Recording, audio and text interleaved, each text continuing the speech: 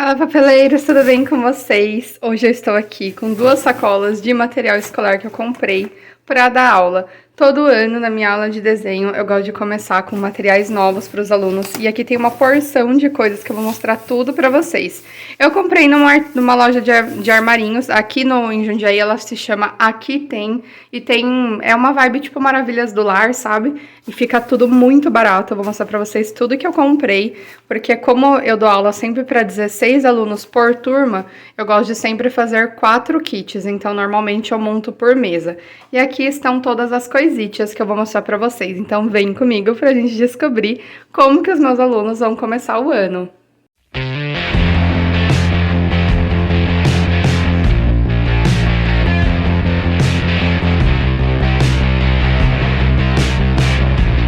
Bom, a gente vai começar por essa primeira sacola, que é a sacola menos colorida, mas depois a gente vai para outra.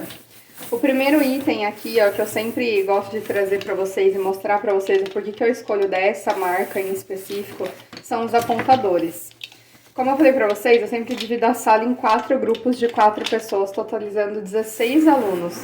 Então, eu sempre deixo, no mínimo, 2 apontadores por grupo. Isso é muito importante porque apontador é um negócio bem complicado para quem dá aula de desenho.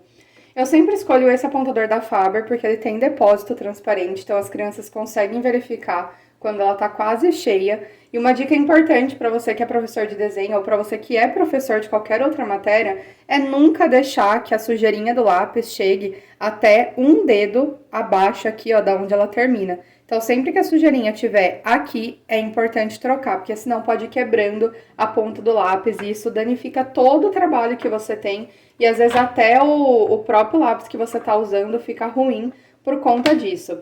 Eu sempre compro apontador colorido para poder sinalizar em qual grupo eles estão, para não acontecer de um grupo trocar com o outro e tal, mas dessa vez só tinha o vermelho. Então, depois eu vou colocar o washi tape para sinalizar. Isso é muito importante. Inclusive, às vezes eu faço a marcação com a washi tape, justamente para o meu aluno saber que ele não pode ultrapassar essa marquinha aqui, ó. Então, os meus alunos, eles sabem que quando eles chegam aqui do apontador, eles já têm que esvaziar. Isso é muito legal. Eu não vou deixar esse daqui já feito, porque eu ainda não decidi quais washi tapes eu vou usar. Mas fica uma dica aí para você que tem filho ou para você que também dá aula. Uma dica bem importante para preservar a qualidade do lápis e do apontador também, Brasil. O segundo item não pode faltar, que são os lápis de escrever. Olha só, eu peguei esse daqui, que é da... Nossa, Lápis Pel, não sei nem que marca que é, mas eu vou explicar pra vocês por que eu escolho lápis que normalmente eu não escolheria pra mim. Isso mesmo, Brasil, eu não escolho o mesmo lápis porque eles precisam ter atributos diferentes do lápis que eu uso profissionalmente. Vou explicar pra vocês também. Bom, o que acontece, né? Quando a gente vai ensinar uma criança a desenhar, existem 2 problemas. O primeiro é que elas sempre pegam no lápis da maneira errada. Então, normalmente, uma criança ela vai pegar no lápis assim, ó, aqui no meio. E o correto é que ela pegue mais embaixo. Não tão embaixo a ponto dela não sentir a ponta, nem tão em cima a ponto dela não alcançar um apoio fixo para a mão. Então, é muito importante que ela aprenda a pegar sempre acima da madeira do lápis. Bom, dito isso, eu vou até pegar aqui um papelzinho para vocês verem. Quando a gente dá na mão da criança um lápis que é extremamente pigmentado, que normalmente é o lápis que os desenhistas usam, por exemplo, aqueles 2B, aqueles mais fortes, o que vai acontecer? Na hora que ela riscar o papel, ela vai botar pressão, e aí quando ela for apagar, o que vai acontecer? Vai borrocar tudo, ela vai ficar com a folha toda suja, e na maioria das vezes ela vai precisar trocar. Então, eu sempre uso esses lápis que eles são muito mais clarinhos, eles não têm tanta pigmentação. Dessa maneira, eu sempre ensino eles a fazer o traço bem leve, porque se precisar apagar, a gente consegue sem deixar mancha no papel. Então, fica aí uma dica. Outra coisa importante, que apesar de parecer assim uma coisa meio luxuosa, mas não é, sempre que você vai dar um lápis para uma criança, nunca dê um lápis menor que a metade dele.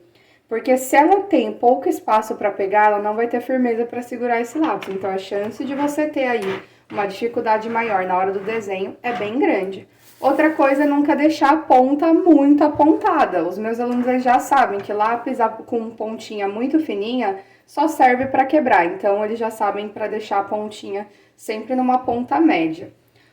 O próximo material não podia faltar, que são as borrachas. Eu peguei essa da Léo Léo, que ela é uma textura levemente macia, ela não é nem tão macia nem tão dura.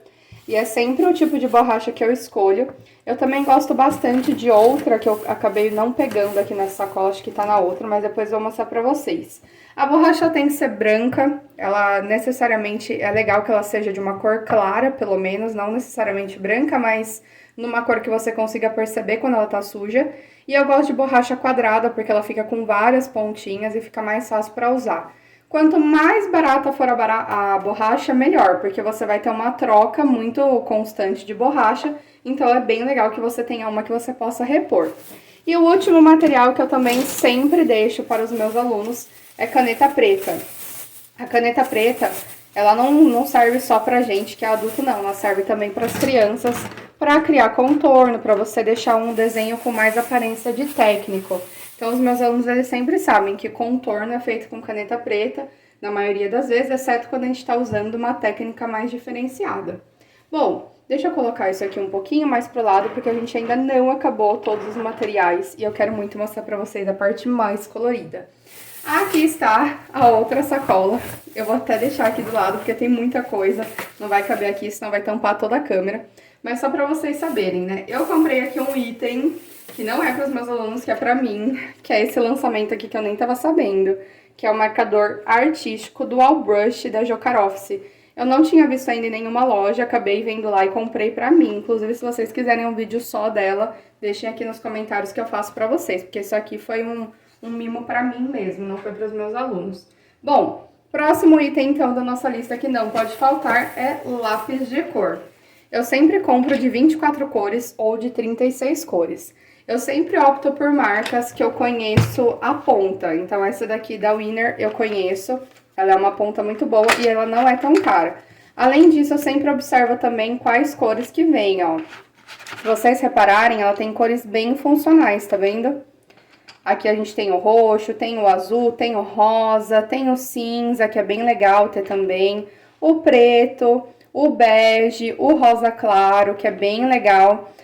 Você percebe a qualidade do lápis, gente, pela própria ponta, ó. Quando você olha a ponta do lápis, não sei se vocês conseguem perceber, mas ela é meio esbranquiçada. Quando o lápis ele tem uma pigmentação boa, ele tem essa aparência mais esbranquiçada na ponta. Isso acontece pelo acúmulo de cera.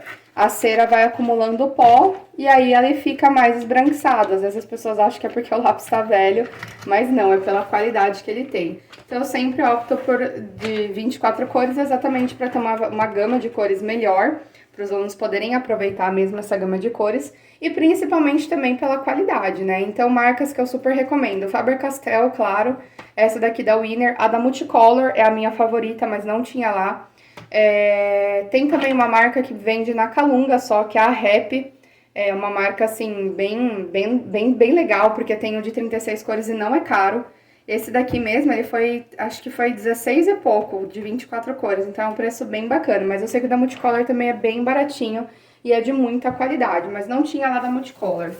Também aproveitei para pegar canetinhas, olha só, peguei a canetinha da Léo Léo, que eu já conheço, e assim, o que eu sempre opto por canetinha quando é para aluno é que a tampa seja da mesma cor do corpo, porque senão eles ficam trocando, a tampa acaba manchando.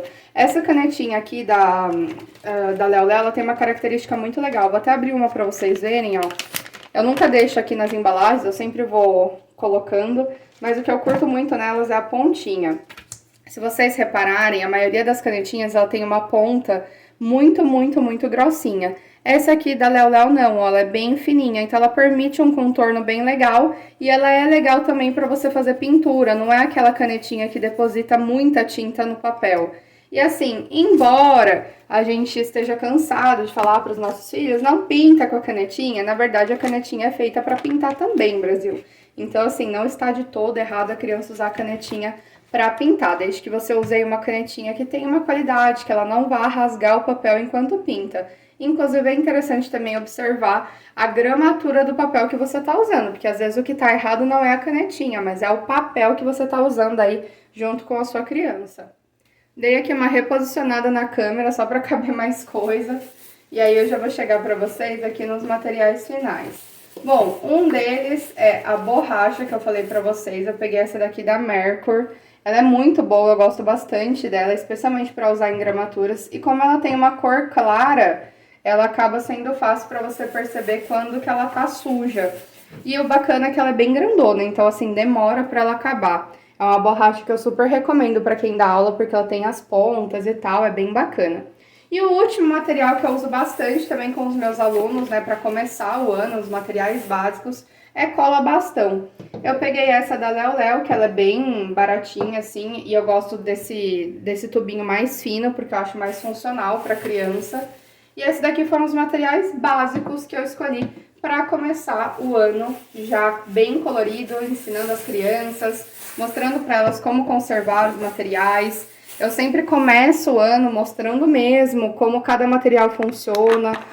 Como professora de arte e de desenho, eu sempre opto por sempre ir apresentando o material, mas de uma maneira prática, sabe? Com eles usando. Senão eles acabam não percebendo. Por exemplo, uma coisa que é muito comum os alunos me perguntarem é por que a caneta ela precisa estar com a tampa, mesmo a tampa sendo aberta. Então isso é uma coisa assim que as crianças sempre meio que protestam, mas professora, a tampa fica aberta de qualquer jeito, mas na verdade a tampa da caneta ela tem duas funções. Uma delas é você poder pregar ela no papel com essa hastezinha, e a outra é fazer um peso de compensação para que seu traço saia mais de fato assim, mais firme.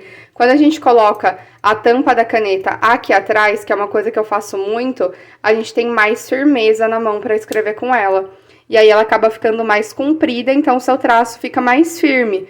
É uma coisa que normalmente as crianças me perguntam e assim, elas acabam falando, mas pra quê e tal? Então é bem legal. Outro truque bem bacana também é do apontador, para vocês usarem também com os alunos. Isso vale para todas as matérias. E de lápis de cor também, fica essa dica aí, sempre pegar de mais cores para que as crianças consigam desenvolver bastante a criatividade. E é isso, Brasil! Eu espero que vocês tenham gostado do vídeo. Um beijo e até o próximo!